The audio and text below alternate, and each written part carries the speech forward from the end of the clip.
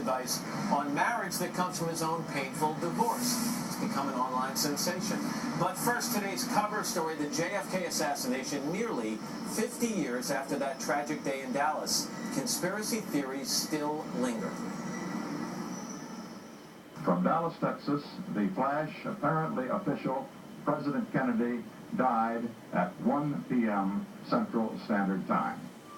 November 22nd, 1963. 6 seconds of gunfire in Dallas changed history, and it's been called the most controversial murder investigation of the 20th century. The majority of Americans think that John Kennedy was killed by a conspiracy, yet unsolved. A year after President Kennedy's death, the Warren Commission concluded that shooter Lee Harvey Oswald killed the president acting alone. There was no conspiracy, no foreign governments, or even members of our own government involved. The commission concluded that Oswald was a Marxist with grand notions of bringing down the U.S. government, shooting President Kennedy as well as Texas Governor John Connally that day. But the Warren Commission's report has its critics. Most of the Warren Commission report is very dependable, but there is one huge flaw. The people on the Warren Commission were never told that the Kennedy administration was overseeing plots to kill Fidel Castro, who was one of the suspects. Therefore, people tend to reject the entire thing. A young and glamorous American president struck down that day. Do we really know the motive for his murder? Could he have been an accidental victim? Could it have been a conspiracy? Nearly 50 years later, for some, questions remain. And one theory that's getting some new attention right now is someone else the intended target. James Reston Jr. writes about that in a new ebook, The Accidental Victim, JFK, Lee Harvey Oswald, and the Real Target in Dallas. Jim, good morning. Good to see you.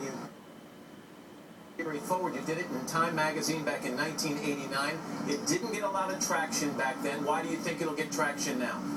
Well, it was supposition in 1989 at the 25th anniversary, and part of a 680-page biography of John Connally. It was unfinished business for me. I had to move on. I was doing the whole life of this man that was involved with 50 years of, and so I wanted to be part of this conversation because I think I had something special to say. You mentioned John Connally, the governor of Texas at the time. You say your theory is that he, not JFK, was the actual intended target of Lee Harvey Oswald. What's your evidence to back that up? Well, you have to set aside all the conspiracy theories, which I think are rubbish, and bring it down to Lee Harvey Oswald, the man. What is his emotional makeup?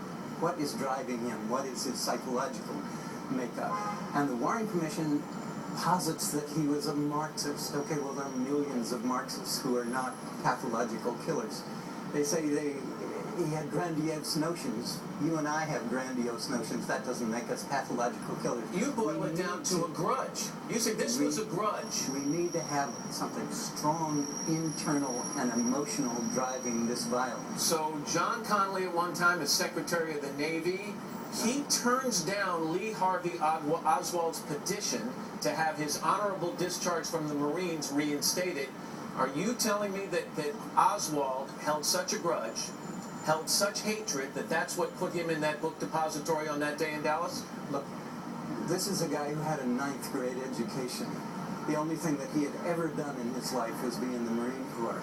Ask any Marine about how important 3 years of service is and how important is that military discharge. By your own words, you've called this theory astonishing. Okay, do you believe it? Do you think this is the reason that he ended up with that rifle? Do I believe it? I've written it. I believe it profoundly. There has to be something internal. And you have to put these two figures together, Kennedy and Connally. And what was Oswald's attitude towards each of them? Oswald admired Kennedy. That was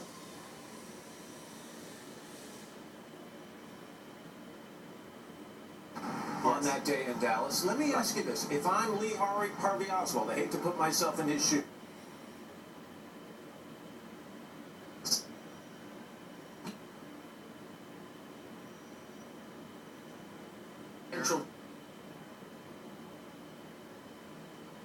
Special service and security.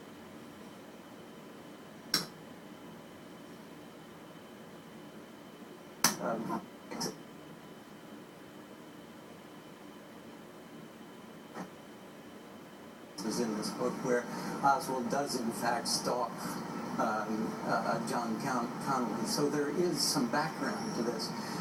Unfortunately, there was an aura of spontaneity about this.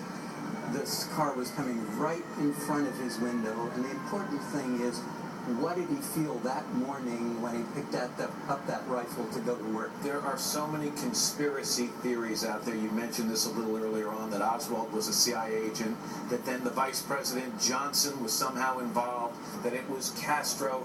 You are absolutely anti-conspiracy. Why? Because this was a wretched little insignificant man. No foreign government, no criminal organization would hire somebody as unreliable and irresponsible as Lee Harvey. It's absolutely impossible. I happen to know a little about this because Army intelligence and in the recruitment of foreign agents. You have to have, in that kind of a situation, somebody you can rely on, that you can plan for months in advance. He's no professional. This is an amateur acting spontaneously.